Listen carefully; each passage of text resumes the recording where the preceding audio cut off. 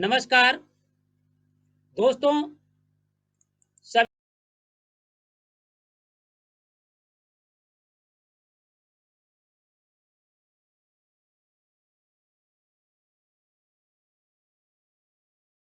को ढेर बधाइयां देना चाहता हूं। दोस्तों, मैं कहना चाह रहा हूं कि आज लोकतंत्र है और लोकतंत्र में सभी की आस्था है, सभी लोग हमारे साथ जुड़े हुए हैं और आज हम जनता की अदालत पर विशेष कार्यक्रमों के साथ आपके साथ मैं जुड़ा हूं और मैं आशा ही नहीं बल्कि उम्मीद करता हूं कि आप लोग लगातार भागीदारी सुनिश्चित करेंगे, मिलेंगे और आपके क्षेत्र में किसी के साथ जुल्म, ज्यादती, अन्याय, अत्याचार या भ्रष्टाचार हो रहा है तो कृपया आप हमें जरूर सूचित करेंगे और मैं भी आपको आश्वासन दिलाना चाहता हूं कि जनहित की बातों को ध्यान में रखते हुए आप लोगों के साथ कंध से कंधा मिला करके संघर्ष का भागीदार बनूंगा। और मैं कहना चाह रहा हूं कि दोस्तों, लोकतंत्र है और लोकतंत्र में चौथे स्तंभ मीडिया का बड़ा महत्व होता है। हम देखते हैं कि आए दिन पत्रकारों पर हमला किए जाते हैं, पत्रकारों को जान से मार देने की धमकी दी जाती है। आज हमारे पत्रकार असुरक्षित हैं, चारों तरफ पत्रकारों पर हमला हो रहे हैं, लोग गली गली घूम रहे हैं और यहाँ तक कि हम लोग बिल्कुल इस तरीके से हो गए हैं। हमारे अभी तमाम मित्र आ रहे थे कि पूरे देश के पत्रकार भाई एक नहीं बल्कि तमाम जगह से टूटते हुए नजर आ रहे हैं। हमारे साथ आज वरिष्ठ पत्रकार भाई सोनम जी जुड़ी हुई हैं, हमारे साथ शत्रुघ्न लाल जी जुड़े हुए हैं, हमारे साथ बहुत दूर दराज से आए हुए लोग भी जुड़े हुए हैं। आज हम चर्चा करेंगे कि लोकतंत्र में किस तरीके से हम भागीदारी सुनिश्चित कर सके, किस तरीके से हम अपनी पत्रकारिता को आगे बढ़ा सके, किस तरीके से हम लोग आगे बढ़ सके। इन सब बातों को मद्देनजर ध्यान में रखते हुए मैं बताना चाहूंगा कि लोकतंत्र बचाओ मीडिया बचाओ का विशेष अभियान कार्यक्रम में आप भागीदारी सुनिश्चित करेंगे। मुझे आशा ही नहीं बल्कि उम्मीद है कि आप बाकायदा हमारे साथ रहेंगे और ये इस लाइव कार्यक्रम में आप बिल्कुल भागीदारी निश्चित करेंगे और रहेंगे। तो दोस्तों, आज हम बताना चाहेंगे, आज बड़ा मुद्दा है, कहीं पर पत्रकारों पर हमला होना या पत्रकारों को निंदा करना, ये आम बात बन गई है और आम बात अब नहीं बननी चाहिए। इसके लिए हम सभी लोग मिल करके आर पार की लड़ाई लड़ना चाहिए, लोकतंत्र को बचाना चाहिए, मीडिया को बचाना चाहिए, मीडिया के हित में काम करना चाहिए, क्योंकि जो आज हमारे पत्रकार भाइयों पर हमले हो रहे हैं या इनके पर अत्याचार हो रहा है या जुल्म हो रहा है, इनके खिलाफ आवाज बुलंद करना चाहिए। तो आज हम बात करेंगे, सबसे पहले हमारे साथ में जुड़े हुए हैं, बड़े साथी जुड़े हुए हैं, मैं उस पर भी बात करेंगे, आपसे चर्चा भी करेंगे, दिखाएंगे भी और पूरी पूरी बात करेंगे, क्योंकि बड़ी विडंबना होती है जब हमारे पत्रकार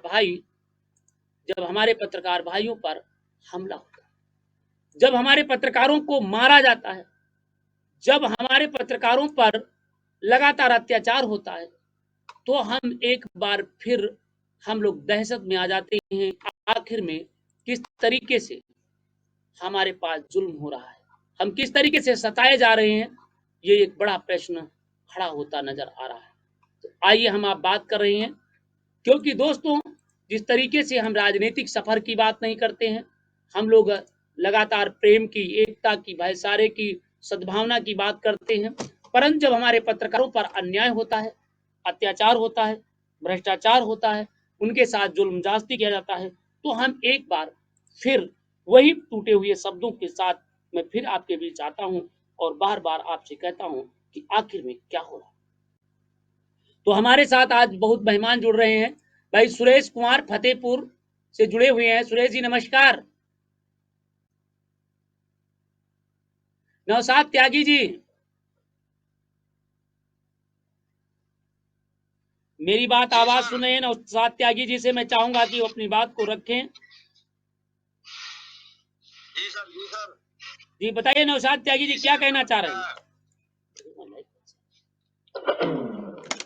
इसमें आपके बहुत अच्छी विचार है, बहुत अच्छी विचारधारा है जो आपने अभी कहा है कि पत्रकार साथियों को मिलकर लड़ना चाहिए, क्योंकि पत्रकारों के ऊपर आए दिन आरोप लग रहे हैं।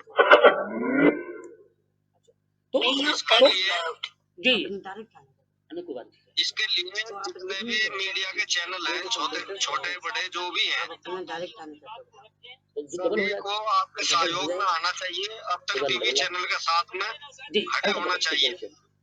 जी।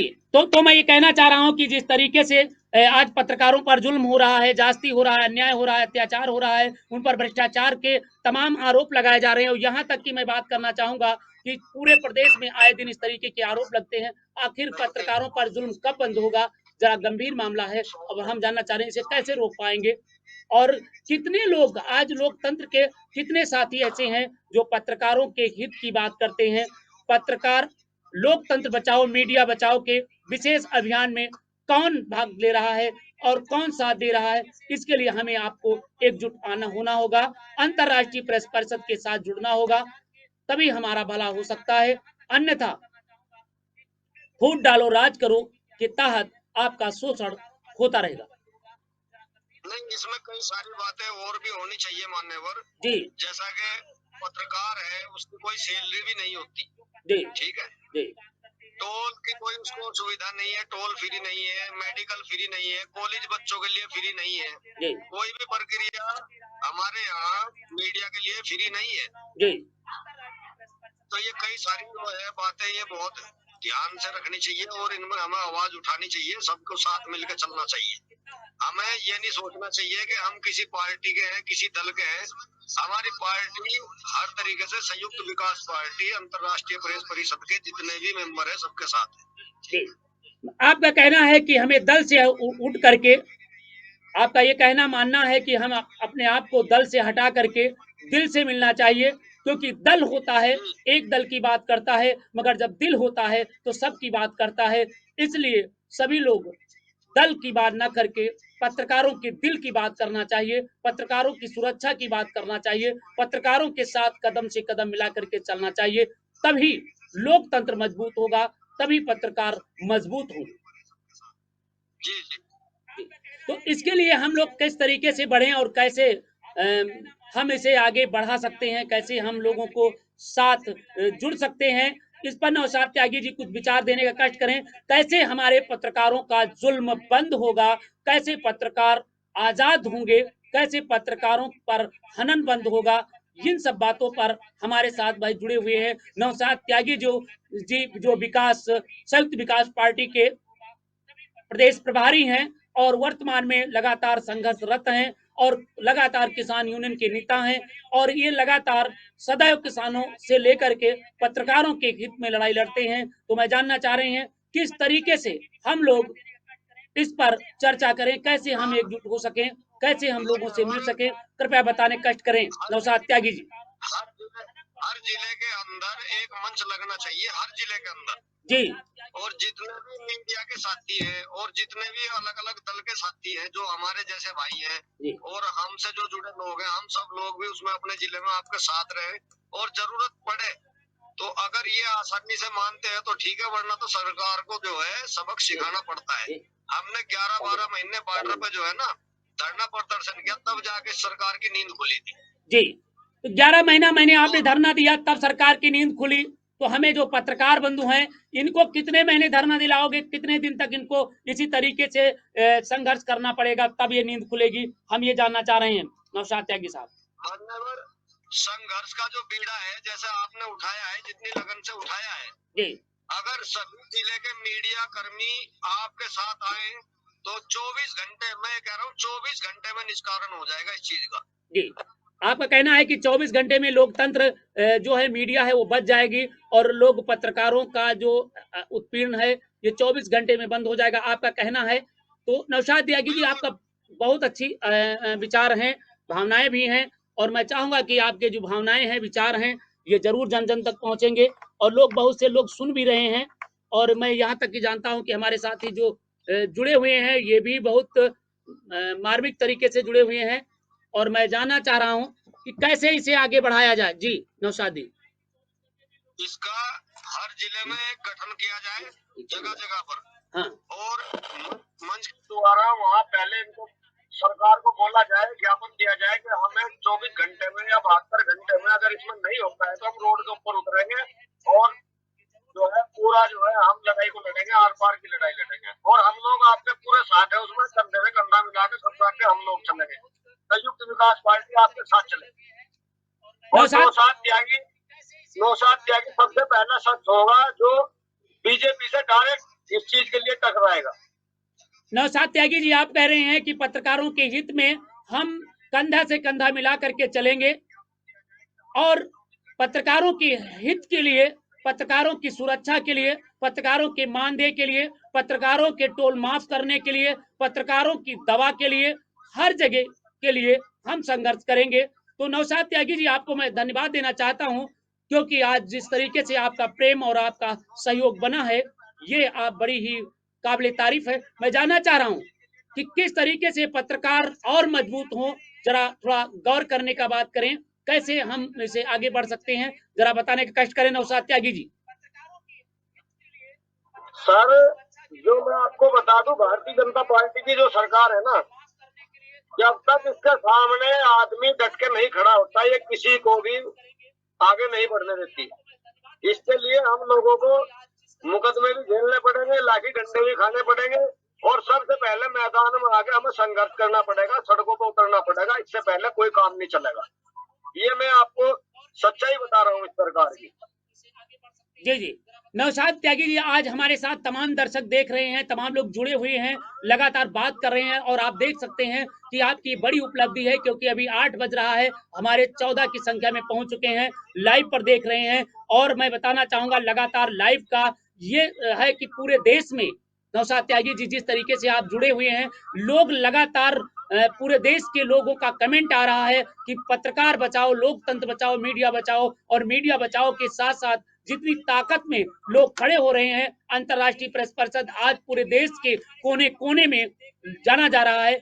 ये पूरा एक अब तक टीवी न्यूज चैनल की एक बड़ी पहचान है, जो आज लोकतंत्र बचा रहे हैं, मीडिया बचा रहे हैं, उनकी पहचान बनती जा रही है और अंतर्राष्ट्रीय प्रेस परिषद एक बड़े लेवल पर खड़ी होती नजर आ रही है। तो आप क्या कहना चाहेंगे? नहीं, अंतर्राष्ट्रीय प्रेस परिषद में मैं बताऊं, आप जैसे महान लोग हैं जो बेईमान नहीं है, ईमानदारी, और सबसे बड़ी बात, आप हर किसी की आवाज को एकदम बुलंद करते हो, वो भी निष्पक्ष निस्वार्थ जी। अगर सारे मीडिया कर्मी आपका सहयोग करें और सभी दल आपको सहयोग दें, तो मैं मानता हूँ 24 घंटे के अंदर ये सच्चाई है। मीडिया वो चीज है, अंतर्राष्ट्रीय प्रेस परिषद जो है, किसानों के हक में इतनी आवाज आपने उठाई, मैंने 2-4 बात आपको जो कही तो उसका आपने उदाहरण भी दिया मेरे को, आपने उनकी आवाज उठाई तो उनको न्याय भी मिला जी। नौशाद त्यागी जी, आपके साथ तो किसान मंच के जितने भी नेता हैं, वो तो आपके अंतर्राष्ट्रीय प्रेस परिषद में जो है तन मन धन से आपकी लड़ाई लड़ने को तैयार है।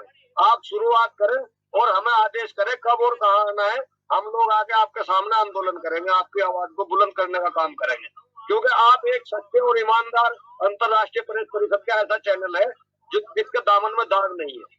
जी, आपका कहना है कि अंतर्राष्ट्रीय परिषद द्वारा जो जन जन की बात कही जा रही है, जो अब तक टीवी न्यूज चैनल जो जन जन की बात उठाता है, लोगों को इंसाफ मिलता है, इससे लोगों के अंदर एक हौसले बढ़ते हैं, लोग लगातार जुड़ते जा रहे हैं, जिसके लिए मैं आपको धन्यवाद देना चाहूंगा कि आपने इतने अच्छे विचारों के साथ हमसे जुड़े हुए हैं। और आप मैं एक प्रश्न और करना चाहता हूं कि आज तमाम से लोग नेता हैं, जब पत्रकारों की जरूरत होती है तो उन्हें बुला लेते हैं और फिर जब पत्रकारों का काम खत्म हो जाता है तो उन्हें भगा देते हैं और यहाँ तक कि उन्हें अपमानित किया जाता है। तो बताइए, ये कब अपमान खत्म होगा नौशाद त्यागी जी? मान्यवर, जिस दिन पत्रकार की अहमियत इस सरकार की समझ में आई,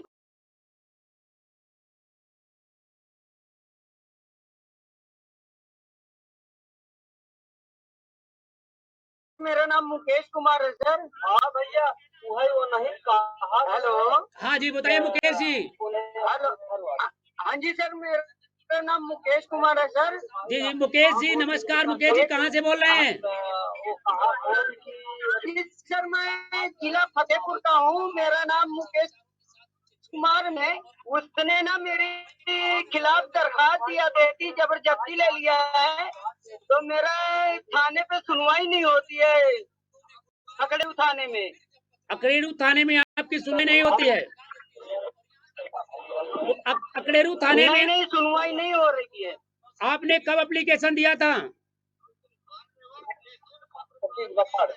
मैंने एप्लीकेशन भी सब कुछ किया हूँ, मगर हो नहीं रही है कोई कार्रवाई सर।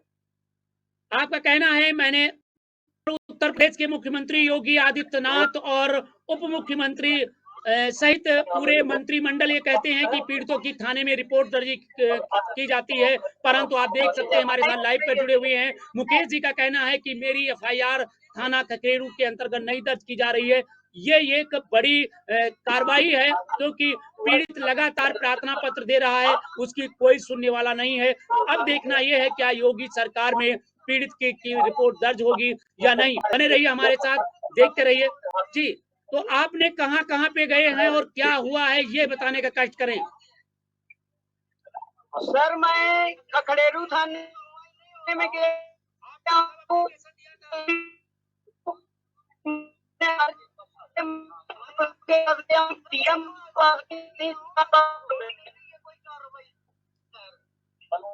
आप कहां गए हैं?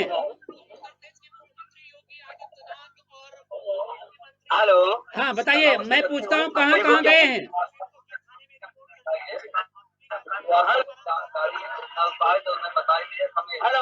हेलो मुकेश जी, कृपया आपके पास, मुकेश जी आपकी डबल आवाज आ रही है और आपकी संबंधित को थाने से लेकर के संबंधित जनपद के फतेहपुर के आला अधिकारियों के पास ये भेजी जा रही है और मैं आशा ही नहीं उम्मीद करता हूं कि आपको इंसाफ मिलेगा, क्योंकि अब तक टीवी न्यूज चैनल के विशेष कार्यक्रम जनता की अदालत में आपने भाग लिया है। इसके तहत आपको बहुत बहुत धन्यवाद है और आपको न्याय मिलने का पूरा प्रयास किया जाएगा ताकि आपको न्याय मिल सके, जिससे मैं आपको बहुत बहुत 3 महीना हो गए मेरी बहन नहीं मिल रही है, उसमें भी पुलिस कोई कार्रवाई नहीं कर रही है, कोई ढूंढ नहीं रही है पुलिस।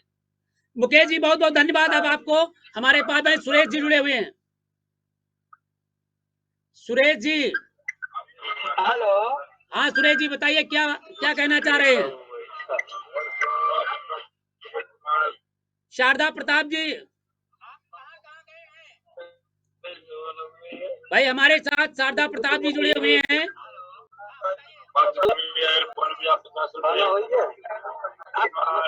भाई आवाज कहाँ से आ रही है? कृपया आवाज आने बंद लें। अरे भाई बैकग्राउंड से आवाज कहाँ से आ रही है? हाँ जी सर। भाई या तो आप हमसे बात करो जी या दूसरे से बात कर रहे हैं? मुकेश जी, हेलो, मेरी आवाज सुन रहे हैं? नहीं जा रही है नेट। हाँ जी सर। मुकेश जी मेरी आवाज सुन रहे हैं? सर हाँ जी, मैं चाहता हूँ, हमारे साथ सुरेश जी जुड़ चुके हैं। सुरेश जी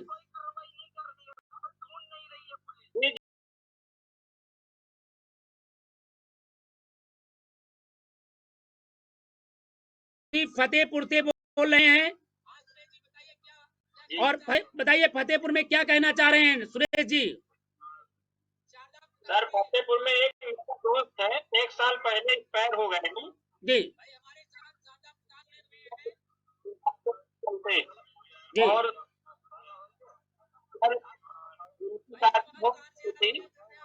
जी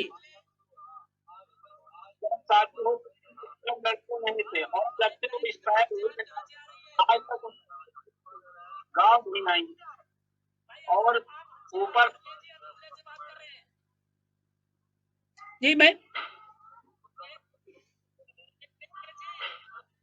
सभी पत्रकार भाइयों से मैं निवेदन करना चाहता हूं, कृपया जब बात करें तो आसपास की आवाज को साइलेंट कर दें, बोले ना। कृपया जब हम लाइव पे बात करें तो कृपया हमसे ही बात करें। कृपया अपनी माइक को बंद रखें, अन्यथा क्योंकि आपके पास की आवाज इधर उधर से आती है जिससे आपको दिक्कतें होती हैं। इसलिए मैं आप लोगों से निवेदन करता हूं कि आप लोग अनावश्यक बातें ना किया करें, क्योंकि जब आप बात करते हैं या आपके पड़ोसी बात करते हैं कर रहे हैं, वो आपकी सही नहीं हो पाती है।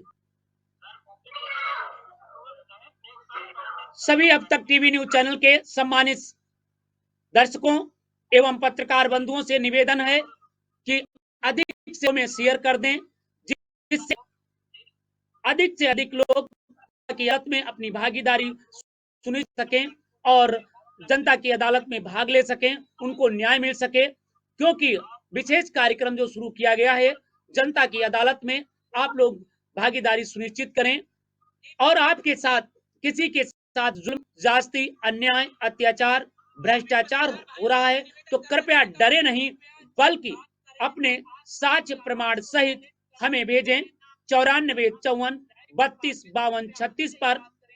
मैं मीडिया के दायित्वों को निर्वाह करते हुए आपकी आवाज शासन प्रशासन तक पहुंचाकर आपकी आवाज को बुलंद करूंगा। जय हिंद, जय भारत।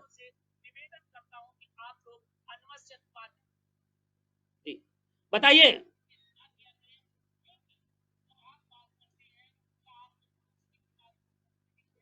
जी, बताइए नौशाद हमारे साथ जुड़े हुए हैं भाई। शारदा प्रताप जी, शारदा प्रताप जी, क्या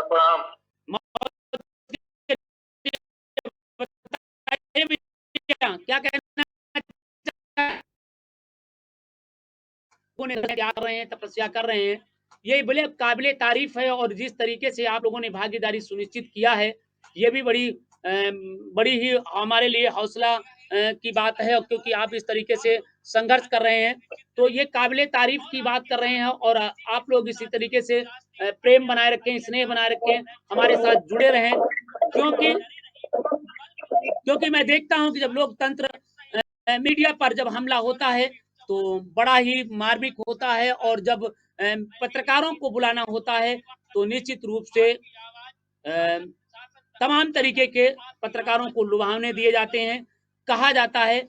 मगर जब पत्रकार पर अत्याचार होता है तो बड़ा ही पत्रकारों के साथ जास्ती होती है, और जास्ती ही नहीं, उनके साथ जब जुल्म है तो बड़े लोग चुप भी हो जाते हैं। आखिर ऐसा क्यों है?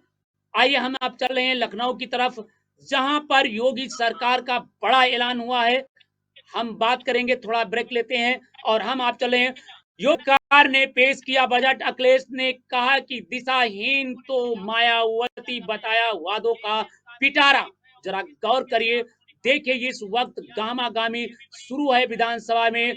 देखिए कि समय पीठासीन अधिकारी के सामने तमाम लोग पहुंच गए हैं और हंगामा। वहीं पर अखिलेश यादव ने भी जम करके कहा, सपा प्रमुख यादव ने योगी सरकार के छलावा बताया। इसने कहा कि हम युवाओं और किसानों के लिए कुछ भी नहीं। भाजपा सरकार ने दिशाहीन बजट को पेश किया है, जम करके आरोप लगाया है, ये अखिलेश यादव ने कहा है। और हम आपको ले चले हैं मायावती के ने क्या कहा है, हम उस पर भी सुनाएंगे। बहुजन समाज पार्टी की सुप्रीमो मायावती ने बजट को पेश करते हुए लोकसभा चुनाव के लिए कहा है। जरा गौर करिए, हम आपको ले चल रहे हैं, अब दिखा रहे हैं। इस वक्त की सबसे बड़ी खबर है जी, हम आपको बताते चलें।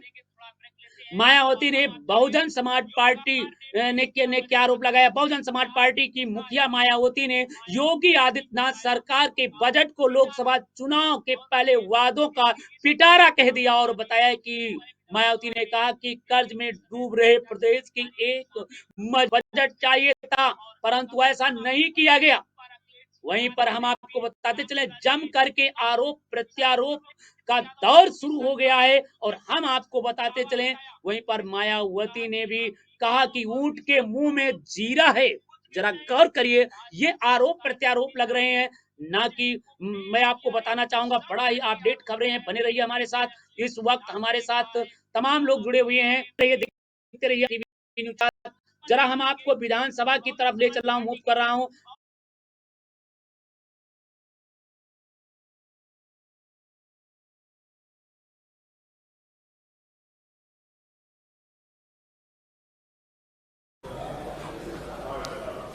रास्ते में एम्बुलेंस खराब, तड़पते हुए उसी में जान चली गई, एम्बुलेंस के इंतजार में जान चली गई।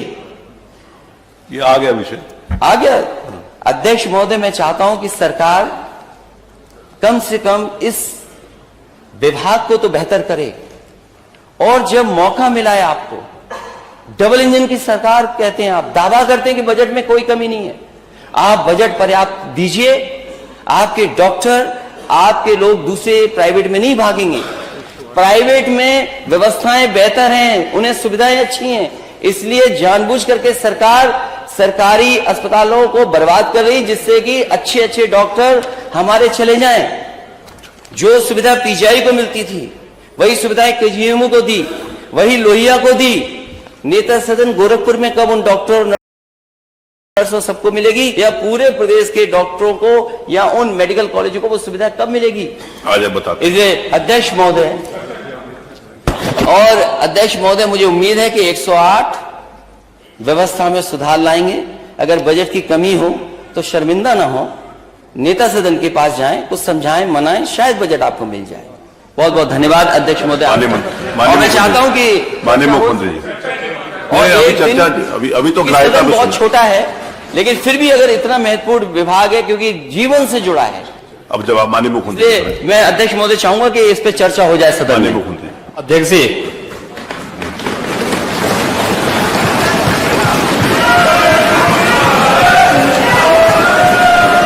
नेता प्रतिपक्ष की बातों से बहुत स्पष्ट हो रहा था कि परोपदेश कुशल बहु तेरे।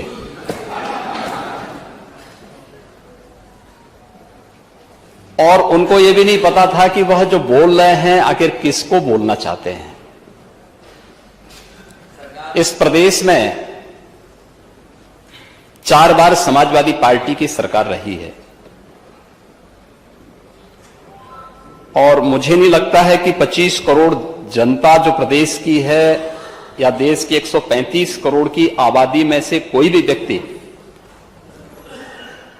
जो राजनीतिक रूप से उनसे उपकृत होगा, उनको छोड़ करके शेष कोई भी समाजवादी पार्टी को एक सही नजरिए से देखता होगा।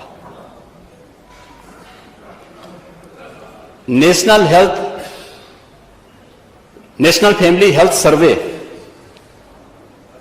4th और 5th जो आए हैं या इससे पहले जो सर्वे हुए हैं, वे सर्वे इस बात की गवाही देते हैं कि उत्तर प्रदेश में विगत 5.5 वर्षों के अंदर स्वास्थ्य सेवाओं में बेहतरीन सुधार हुआ है। और चाहे वह एनीमिया से जुड़े हुए मामलों में सुधार का प्रश्न हो, यह नेशनल एवरेज से अच्छा हुआ है। शिशु मृत्यु दर और मातृ मृत्यु दर यह पहले की तुलना में काफी सुधार हुआ है। अन्य मामलों में भी उत्तर प्रदेश ने उत्तरोत्तर वृद्धि की है, काफी उसमें अच्छी प्रगति हुई है। मैं केवल एक उदाहरण देना चाहता हूं। गोरखपुर की चर्चा माननीय नेता प्रतिपक्ष ने की और बोलते बोलते उनको बहुत सारी चीजें याद आती हैं। स्वाभाविक रूप से जब कोई चीज और खासतौर पर जनता जनार्दन अपना फैसला करके दे ही देती है, सपने जब तार तार होते हैं तो उसका दुख होगा ही। और उनकी बातों में वो दुख झलक भी रहा था, लेकिन हमें जनता जनार्दन के फैसले को स्वीकार तो करना पड़ेगा। यह सीजन पूर्वी उत्तर प्रदेश के लोगों के लिए हमेशा भय का प्रतीक होता था। एक कंपकपी छूटती थी जुलाई से लेकर के नवंबर तक। इंसेफ्लाइटिस से प्रतिवर्ष वहां पे 1200, 1500, 2000 तक मौतें होती थी। अकेले गोरखपुर का बीआरडी मेडिकल कॉलेज 500 मौतें उस मेडिकल कॉलेज में एक छत के नीचे एक वर्ष में होती थी। जनपदों के अंदर जो मौतें हो रही थी वो अलग है। जो लोग हॉस्पिटल तक नहीं पहुंच पाते थे वे अलग थी। डबल इंजन की सरकार का ही प्रभाव है और संयुक्त कार्यवाही का ही परिणाम है। इंसेफ्लाइटिस आज 0 तक पहुंच रही। इंसेफ्लाइटिस से होने वाली मौत 0 पर पहुंची है। अभी मैं गोरखपुर के दौरे पे था, स्वास्थ्य विभाग के साथ एक बैठक मेरी हो रही थी। इंसेफ्लाइटिस के केवल 40 मामले इस वर्ष वहां पर अब तक आए हैं। 40 में से 33 एक्यूट इंसेफ्लाइटिस के और 7 जापानी इंसेफ्लाइटिस के। मौत 0 है। ये गोरखपुर जनपद की बात कर रहा हूं मैं। गोरखपुर, ऐसे ही कुशीनगर, देवरिया, महाराजगंज, हमारे माता प्रसाद पांडे जी पूर्व अध्यक्ष जी का जनपद सिद्धार्थनगर, या संत कबीर नगर, बस्ती, इधर देवीपाटन कमिश्नरी के जनपद, इन सभी जनपदों में बड़े पैमाने पर मौतें होती थी। लेकिन समाजवादी पार्टी सरकार एक भी बार अपनी संवेदना व्यक्त करने के लिए उन क्षेत्रों में उन मरीजों को मिलने तक कोई नहीं गया, क्योंकि फुर्सत ही नहीं थी। क्योंकि जो मरने वाले बच्चे थे, ये विषय उससे जुड़ा हुआ है, ये प्रश्न इससे जुड़ा हुआ है। मरे उन बच्चों का अगर किसी ने मदद की तो समाजवादियों ने मदद की। ये प्रश्न इससे जुड़ा हुआ है।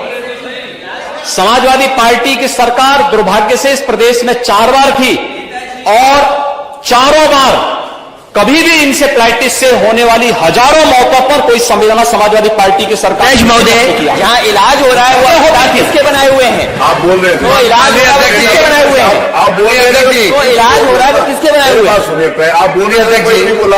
अब माननीय मुख्यमंत्री जी बोल रहे, सुनिए। जब माननीय नेता यही बात है, बोल रहे थे, विपक्ष बोल रहे थे, कोई बीच में कोई किसी ने कोई व्यवधान नहीं किया, किसी ने कोई व्यवधान नहीं किया, नहीं कोई व्यवधान नहीं किया था। नेता सदन बोल रहे हैं, आप उसको सुनिए। आपने कोई प्रयास नहीं हुए। ये लोग दूसरों को उपदेश देते हैं। सच्चाई क्या थी? 2017 में, उससे 5 वर्ष पहले तो समाजवादी पार्टी की सरकार 2012 से 2017 तक थी। प्रदेश के सभी प्राथमिक स्वास्थ्य केंद्र बंद कर दिए गए थे। कोई डॉक्टर नहीं था, कोई डॉक्टर नहीं था। ज्यादातर सीएससी बंद की कगार पर थे। सुनिए नहीं, और यही नहीं, जनपद और जिला चिकित्सालयों की स्थिति भी कितनी दयनीय थी, जर्जर स्थिति थी। और आज मैं कह सकता हूं 108 एम्बुलेंस के रिस्पांस टाइम को इस सरकार ने और अच्छा करने का प्रयास किया है, उसमें सुधार हुआ है। आज सरकार के प्रयासों के परिणाम स्वरूप प्रदेश में 1 डिस्ट्रिक्ट 1 मेडिकल कॉलेज की तरफ हम लोग बढ़ रहे हैं। आज मैं कह सकता हूं उत्तर प्रदेश के अंदर डबल इंजन की सरकार का ही प्रभाव है और संयुक्त कार्रवाई का ही परिणाम है कि आज प्रदेश के 59 जनपदों में एक मेडिकल कॉलेज या तो बन चुका है या बनने की ओर अग्रसर है, उस पर कार्रवाई चल रही है। जो शेष 16 जनपद हैं उन पर भी इस कार्रवाई को सरकार आगे बढ़ाने का कार्य कर रही है। मेडिकल कॉलेज से उनको परहेज है, हॉस्पिटल की सुविधा से उन्हें परहेज है। और तो और कोरोना महामारी के दौरान पता नहीं नेता प्रतिपक्ष कहां गए थे, मुझे तो लगता है किसी ने, हम लोगों ने तो कभी नहीं देखा उनको बाहर निकलते हुए।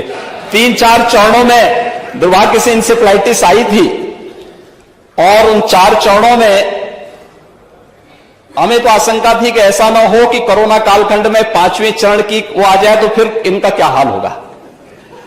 लेकिन ईश्वर की कृपा थी कि कोरोना हम लोगों ने नियंत्रित करने में सफलता प्राप्त की। अब देखिए कौन देख रहा है, वैक्सीन तो हम लोगों ने फ्री भी की है, फ्री वैक्सीन है। नहीं मैं क्या कह रहा हूं ना, हम लोगों ने तो वैक्सीन ली है, नेता हम लोगों ने वैक्सीन ली, पावर होगी, हम लोगों ने वैक्सीन ली है। लेकिन वैक्सीन ने भारत के पहली बार हुआ है, समाजवादी पार्टी की पहली सरकार 89 में आई थी और अब भारतीय जनता पार्टी के सहयोग से बनी थी, यह भी सच है। भारतीय जनता पार्टी ने उस सरकार को, जनता दल की सरकार को सपोर्ट किया था। सच स्वीकार करो, सच स्वीकार करो। धीरे धीरे हो गया, अरे ठीक है, अरे यार रघुनाथ जी, 89 से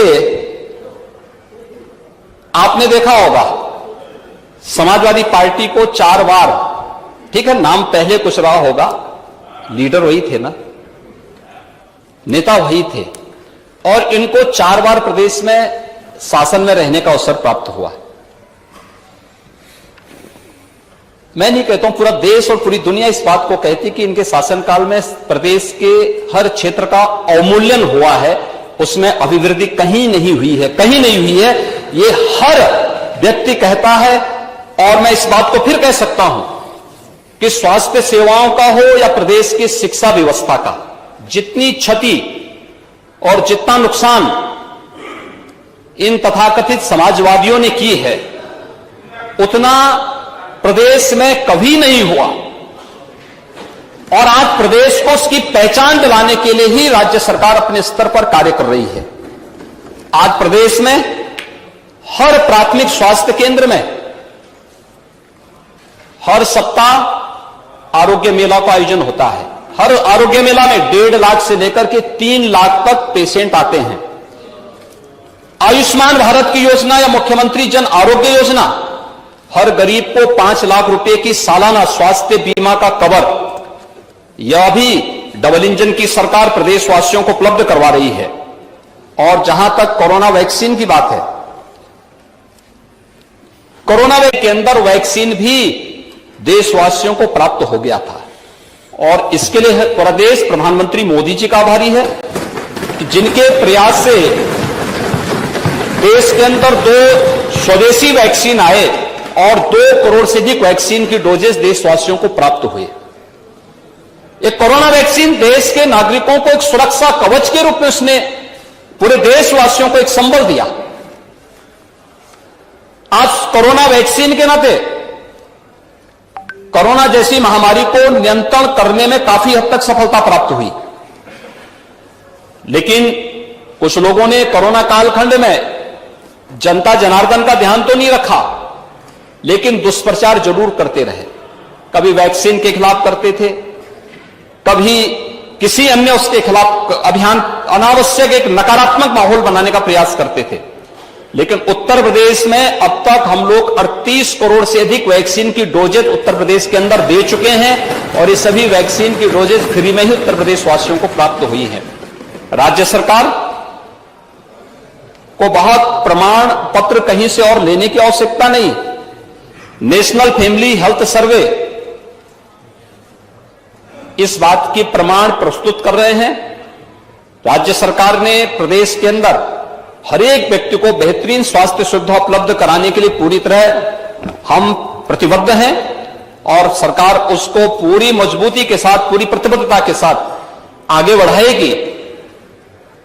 जो भी अगर कहीं पे कोई लापरवाही होती है, उसकी जवाबदेही भी उस स्तर पर विभाग के द्वारा, शासन के स्तर पर सुनिश्चित होती है। प्रदेश के 25 करोड़ लोगों के प्रति सरकार पूरी जवाबदेही के साथ कार्य कर रही है, और कोई संदेह नहीं होना चाहिए, जो भी बेहतर से बेहतर सुविधा उत्तर प्रदेश के अंदर हो सकती है, वो उपलब्ध करवाने की कार्रवाई राज्य सरकार कर रही है। जहां तक प्रदेश के अंदर इन सभी कार्रवाई को आगे बढ़ाने की, पहली बार उत्तर प्रदेश के अंदर मेडिकल यूनिवर्सिटी बन रही है। पहली बार उत्तर प्रदेश के अंदर ट्रेडिशनल मेडिसिन के लिए आयुष यूनिवर्सिटी भी बन रही है, और पहली बार उत्तर प्रदेश के अंदर स्पोर्ट्स यूनिवर्सिटी भी बनाई जा रही है। ये प्रदेश के अलग अलग क्षेत्रों में बनाए जा रहे हैं। इसके लिए दूसरा,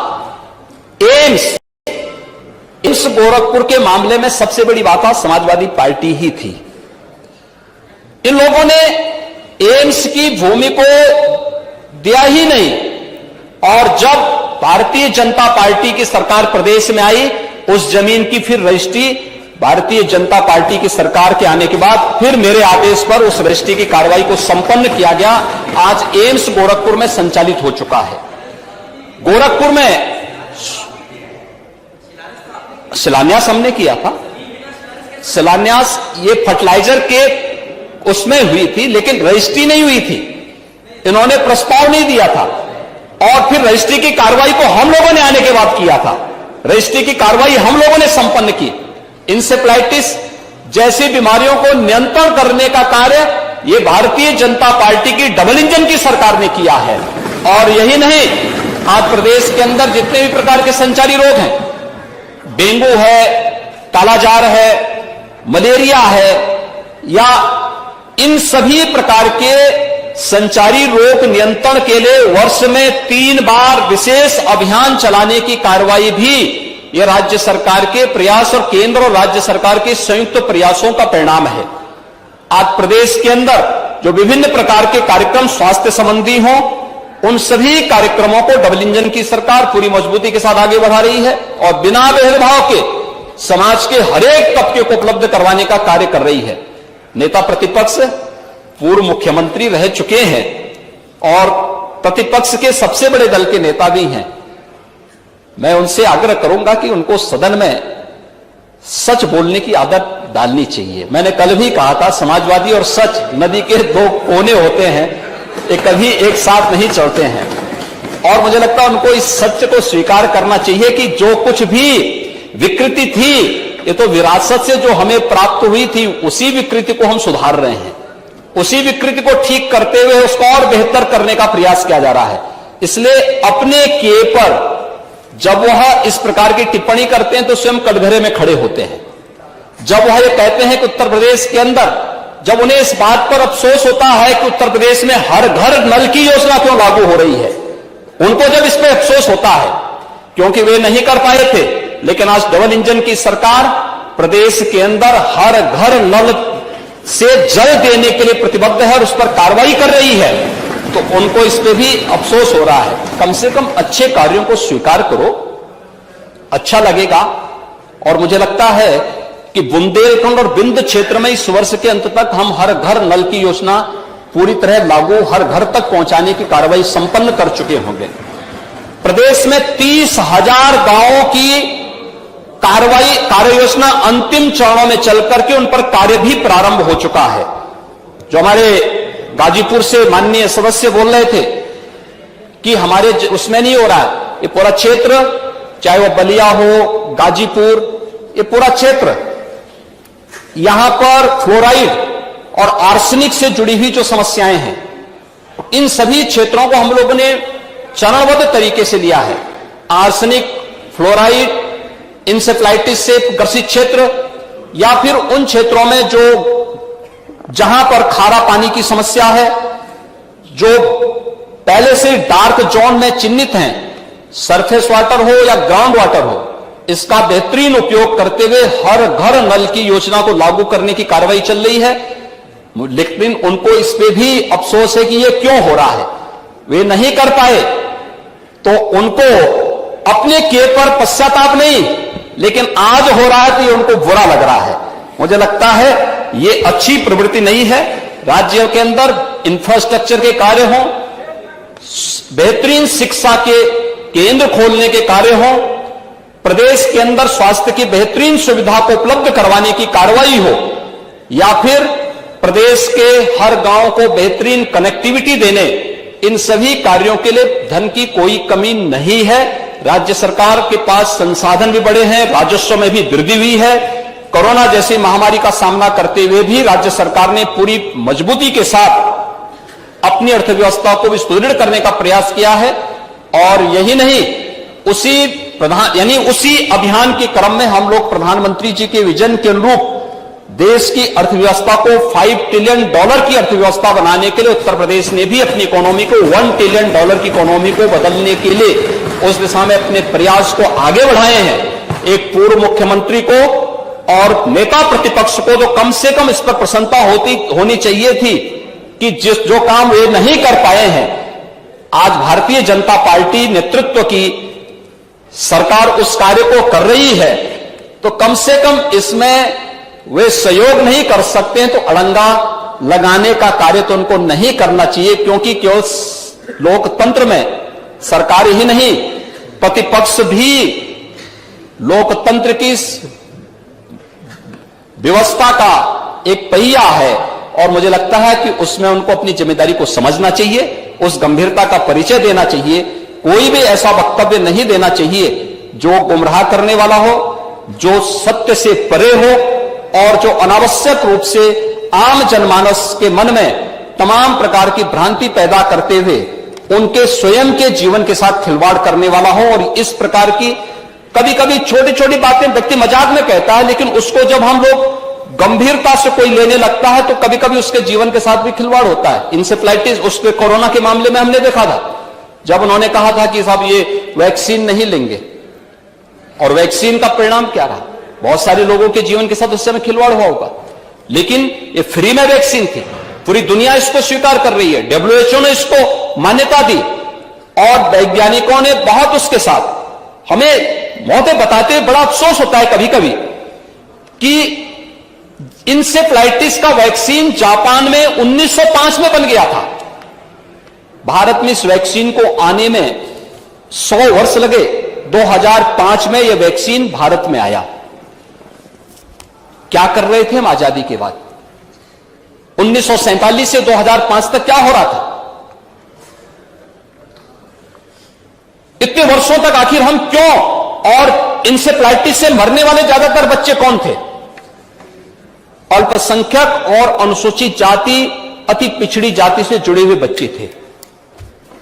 लेकिन वोट बैंक बनाने का प्रयास तो हुआ, लेकिन उन पीड़ितों के प्रति कभी संवेदना ईमानदारी से व्यक्त करने का प्रयास नहीं हुआ। वो कभी मुद्दा नहीं बन पाया। इंसेफ्लाइटिस के मुद्दे पर वैक्सीन को जापान से भारत आने में 100 साल लगे, लेकिन भारत के अंदर कोरोना जैसी महामारी आती है और मात्र 9 महीने के अंदर एक नहीं 2 स्वदेशी वैक्सीन प्रधानमंत्री मोदी जी देते हैं। इसके प्रति कृतज्ञता ज्ञापित करने की बजाय हम गफलत पैदा करें, लोगों को गुमराह करके उनके जीवन के साथ खिलवाड़ करें, यह स्वीकार्य नहीं होना चाहिए। और किसी भी जिम्मेदार नेता को और जिम्मेदार राजनीतिक दल को इस प्रकार की हरकत नहीं करनी चाहिए, क्योंकि यह जीवन के साथ, लोगों के जीवन के साथ खिलवाड़ करने जैसे मुद्दे होते हैं। और इस प्रकार के मुद्दों पर हमें हमेशा उसकी संवेदनशीलता को समझना चाहिए।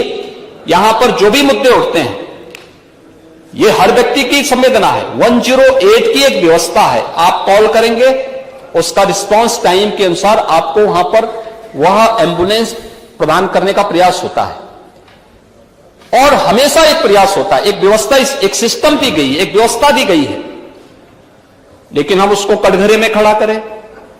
शासकीय जो व्यवस्थाएं हैं हमारी CSC की, PSC की, डिस्ट्रिक्ट हॉस्पिटल्स की या मेडिकल कॉलेजेस की, हम उसको ही कटघरा में खड़ा करके आम नागरिक के मन में भ्रम की स्थिति पैदा करें, यह अच्छी स्थिति नहीं है। मुझे लगता है नेता प्रतिपक्ष को एक जिम्मेदार नेता के रूप में सदन में बोलना चाहिए, तथ्यों पे बोलना चाहिए। जो आंकड़े हों, उन आंकड़ों को एक बार सत्यापन करा करके अगर वे बोलेंगे तो ये विश्वसनीयता उनकी भी, उनके दल की भी बनी रहेगी, और साथ साथ इस व्यवस्था के प्रति भी आम जनमानस का विश्वास डगमगाएगा नहीं। और यह अगर विश्वास डगमगाएगा, ये लोकतंत्र के लिए बहुत खतरनाक दिन होगा, क्योंकि जनमानस की भावनाओं के विरुद्ध जब भी कोई आचरण कोई व्यक्ति करेगा तो वह अविश्वास की स्थिति पैदा करेगा, और वो लोकतंत्र के लिए सबसे खतरनाक दिन होगा। दुर्भाग्य से कुछ लोग अपने निहित स्वार्थ के लिए इस प्रकार का आचरण करते हैं या कर बैठते हैं। इसको लोकतंत्र में कहीं मान्यता नहीं देनी चाहिए। सरकार अपने स्तर पर बेहतरीन प्रयास कर रही है, और जो कुछ भी होगा, मैंने पहले भी कहा, प्रदेश की बेहतरी के लिए, प्रदेश के विकास के लिए, प्रदेश की 25 करोड़ जनता के लिए, हमने इसको जाति, मत, मजहब या क्षेत्र और भाषा के आधार पर नहीं बांटा है। 25 करोड़ जनता को डबल इंजन की सरकार ने अपने परिवार के रूप में ट्रीट किया है, और बिना भेदभाव के शासन की योजनाएं उस रूप में पूरे प्रदेश के अंदर लागू हो रही हैं। हमने उसी रूप में उसको देने का प्रयास भी किया है। इसलिए कृपया इस सदन की कार्रवाई के माध्यम से अन्य मान्य सदस्यों के महत्वपूर्ण मुद्दों को हम इस प्रकार के मुद्दों के आधार पर, जो तथ्यों पर आधारित न हो, उससे हम अन्य मान्य सदस्यों के समय को जाया न करें तो अच्छा होगा। धन्यवाद। मैंने माननीय नेता प्रतिपक्ष को सुना, माननीय मुख्यमंत्री जी को सुना। मैं नेता सदन के जवाब से संतुष्ट नहीं हूं। हेल्दी स्टेट प्रोग्रेसिव इंडिया जो रिपोर्ट है उसमें Uttar Pradesh unlimited number of bed मरीज को कितने होने 1 लाख में कहाँ खड़ा है उत्तर प्रदेश। मैं संतुष्ट नहीं हूं, इसलिए सदन से हम लोग वॉकआउट कर रहे हैं। और जिस घटना का मैंने शुरुआत में जिक्र किया था कि एक पिता अपने बेटे को इलाज कराने के लिए सीतापुर से चल करके और ऑक्सीजन लेकर के चला, जहां उसे पर्याप्त इलाज मिल जाना चाहिए था सीतापुर में इलाज नहीं हो पाया, तो अपने साथ वो गैस सिलेंडर लेकर के, ऑक्सीजन सिलेंडर लेकर के चला। उसे लगा कि लखनऊ में आकर के उसके बच्चे का इलाज हो जाएगा। वो गरीब लखनऊ में भी आया, अस्पतालों में जाने के बाद भी उसे इलाज नहीं मिल पाया और किसी दलाल के माध्यम से उसे प्राइवेट अस्पताल में जाना पड़ा। और अब जानकारी मिली है कि बच्चे को भर्ती को लेकर के मानव अधिकार ने नोटिस दिया है सरकार को और उस इंस्टीट्यूशन को कि आखिरकार बच्चे का इलाज क्यों नहीं हो पा रहा है और उसको भर्ती क्यों नहीं किया गया, ऑक्सीजन क्यों नहीं मिल पाई। ये तो एक घटना है, लेकिन अगर हम घटनाओं को जाएं और घटनाओं के बारे में जानकारी करें, यहां माननीय सदस्य ग्रामीण क्षेत्र से सब आते हैं। अगर एम्बुलेंस के लिए फोन किया जाए तो आज स्थिति यह पैदा हो गई है कि एम्बुलेंस समय पर नहीं पहुंच पा रही। और अगर ग्रामीण क्षेत्र से कहीं से फोन आया होगा 108 एम्बुलेंस के लिए, तो वो एम्बुलेंस नहीं पहुंची है। और कई बार ये जानकारी मिली है, वो अखबारों में भी छपा है, टीवी में चला है, न्यूज में आई है बातें। एम्बुलेंस तब मिली है जब कुछ उस पर पैसा वसूल लिया गया है, और अगर मरीज पैसा नहीं दे पाया है तो उसको वहीं उतार दिया गया। ये 108 सुविधा और 102 सुविधा इसलिए उत्तर प्रदेश में चलाई गई थी और समाजवादी सरकार में शुरू की गई थी कि कम से कम ग्रामीण क्षेत्र में जो लोग दूर दराज में हैं और गरीब हैं, उनके पास इंतजाम नहीं अस्पताल पहुंचने का, वो फोन मिलाएं, जल्दी से जल्दी एम्बुलेंस आए और वो अपने इलाज करा सकें। पहले तो एम्बुलेंस नहीं आ रही है, एम्बुलेंस अगर आ भी जाए तो अस्पताल पहुंच करके इलाज नहीं है वहां पर, क्योंकि पर्याप्त डॉक्टर नहीं है। डॉक्टर किस समय आएंगे ये भी जानकारी नहीं है। अगर इलाज के लिए डॉक्टर मिल गए, पर्चा बन गया, देख लिया डॉक्टर ने, तो जांच के लिए कहां जाए, और बिना जांच के क्या इलाज होगा। अगर उसकी जांच नहीं होगी तो इलाज क्या होगा। एक्सरे के लिए, जांचों के लिए कोई इंतजाम नहीं सरकार के पास। और फिर दवाई का जहां संकट है, बड़े पैमाने पर संकट है। और इधर जो खबरें आई हैं अखबारों की, मैं जिक्र नहीं करना चाहता हूं, लेकिन फिर भी जो जानकारियां मिली हैं, हमारे लोग मौके पर पहुंचे हैं।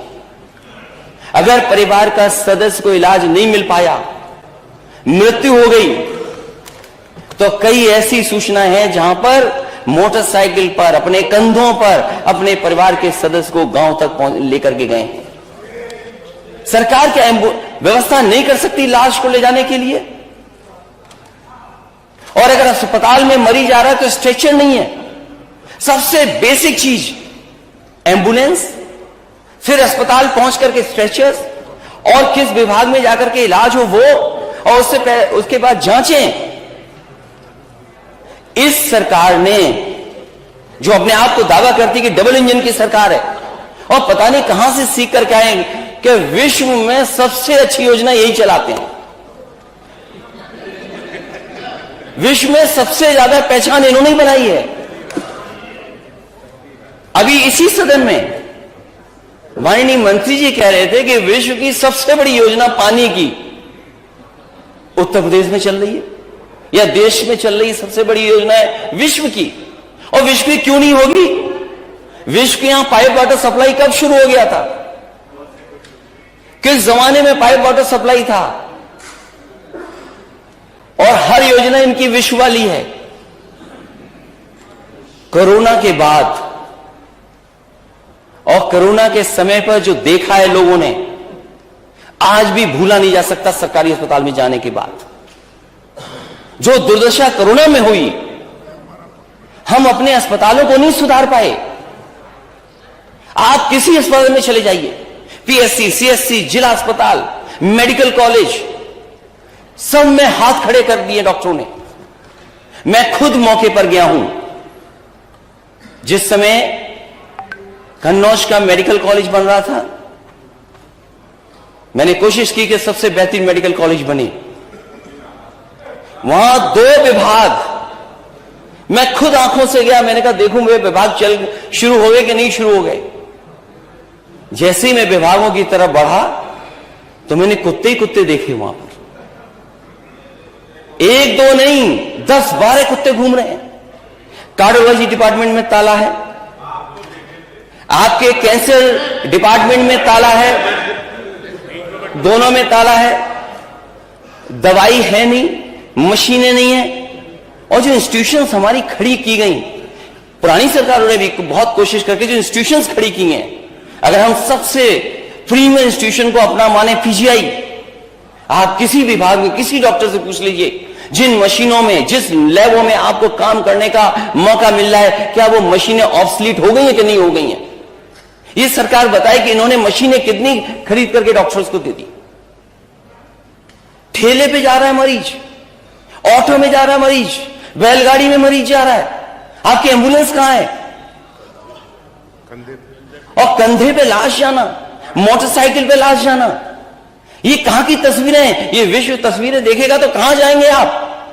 जिस दिन गोंडा की घटना, ये कस्टोडियल डेथ की हुई थी, ये नवाबगंज थाने की जिस दिन घटना हुई है, उसी दिन गोंडा में एक नर्स ने, एक गर्भवती मां जिसने बच्चे को जन्म दिया, बोतल चढ़ रही थी, गलत इंजेक्शन लगा दिया, उस मां की उसी समय जान चली गई।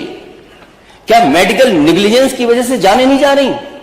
क्या मेडिकल नेग्लिजेंस की वजह से लोगों की किडनियां नहीं खराब हो रही हैं? ये सरकार जो दावा करती है कि झोला छाप जो डॉक्टर हैं, झोला छाप डॉक्टरों की नहीं दवाई चलने देंगे। ये खुद माननीय मंत्री बन गए हैं छापामार मंत्री। इनके छापों का असर क्या है? इनके छापों का असर क्या है?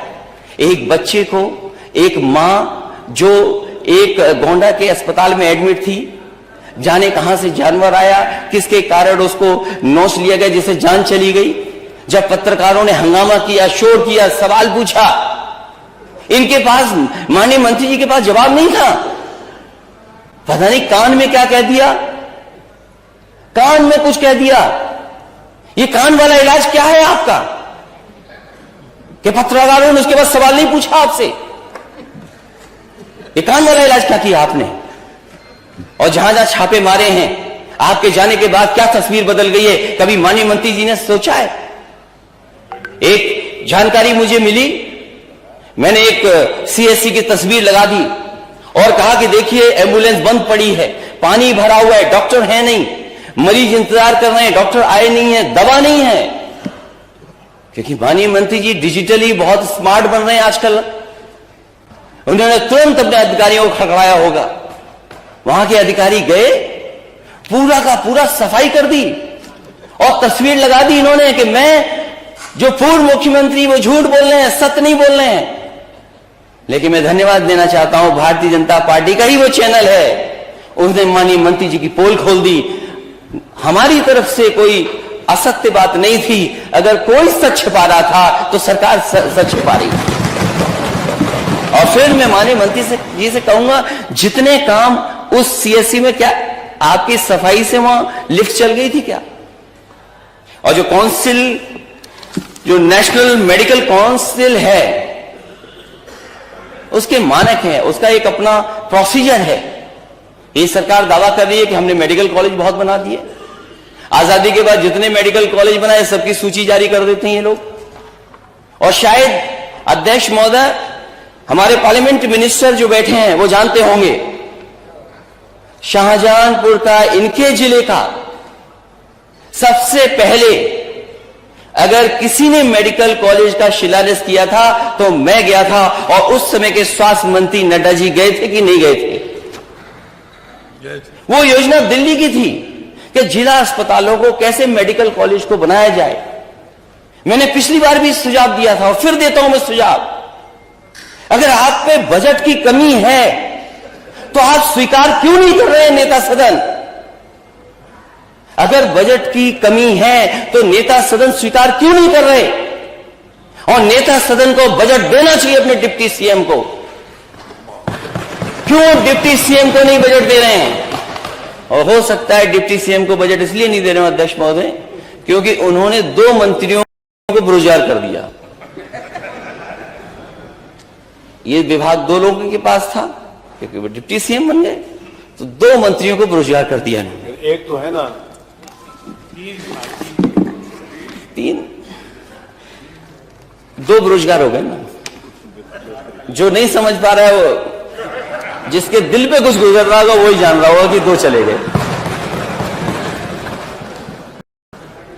और ये सरकार जो निजीकरण का रास्ता अपना रही है, ये स्मोक स्क्रीन है कि हम विश्व से सबसे अच्छी फैसिलिटी दे रहे हैं, लेकिन सच्चाई ये है कि ये हमारी संस्थाओं को बंद करना चाहते हैं।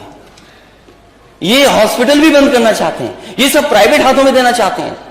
रेलवे दे दिया, अभी लॉजिस्टिक्स के नाम पर रेलवे की जमीनें दे दी, पहले 5 साल के लिए दी, फिर 30 साल के लिए दे दी, 35 साल हो गए। आप अध्यक्ष जी खुद हैं, कानपुर इतने बड़े महानगर के,